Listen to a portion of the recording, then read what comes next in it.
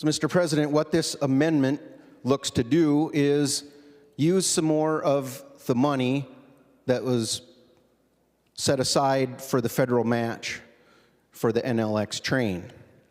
In the base bill, Mr. President, we were taking approximately $77 million out of that and then reappropriating approximately $22 million out of special ed. Well, Mr. President, we've all heard how important special ed funding is within our schools, so I'd like to keep that whole, and I do that in this amendment. And I take $100 million to put into this UI account, so that is staying the same as what the intention of the bill before us was doing. So we use a little bit of the money to, again, $2 million for the mascot replacement, $9 million for OIG. We have the $420 million in savings to balance to the global target.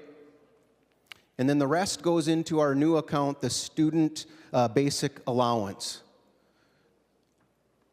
Members, this program, or this account that is being established, is what our schools have really been asking for. This is money that will go to every school across the state equally per student with it as to what they have. It is not tied to the compensatory, it's not tied to categoricals, it's not tied, to the formula. This is money that will go directly to each school on the basis of per pupil, so that we're not driving the disparity that we've been growing year after year when we put money on the formula. Mr. President, I would ask members to consider, if we continue to negotiate for a month, what do you think is going to change? What is going to be different than what I'm putting in front of us right here to consider? We can take another month or more to have our schools worrying and wondering what's going to happen.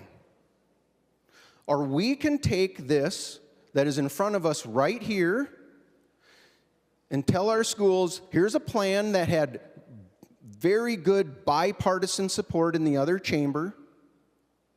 We tweak it to meet the global targets, and we can get 40% of the state budget done before we go into a special session. Mr. President, this is the proposal that sends a message to Minnesota that we are here to do our jobs. We are here to send a message to our schools. We're listening, we're doing our best with the budget targets we have in front of us, and here is a plan that came together out of bipartisan compromise. This is legislating on the fly with very little input. In fact, this bill would basically probably take the entire Senate out of the ability to create education finance bill. Senator Rarick, are you suggesting that we take the House bill that they sent over to us 2 days ago and adopt that? We don't even know what is in the bill from the House for everybody to understand. It takes the Senate out of the discussion and the decision making.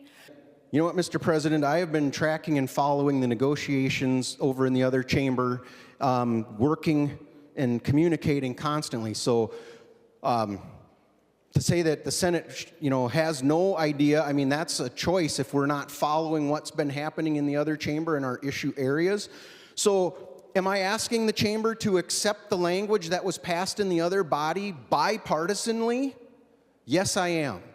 Because that is how we will get something done before the end of this session, so we can say not everything has to go out to a special session. This is 40% of the budget that we can have done and not have to worry about in a special session. And the fact that not every member of the Senate has tracked it all the way through, again, this is a bipartisan plan that came forward that both co-chairs in the House signed in agreement, with some small modifications to, instead of meeting the House targets, it meets the global targets.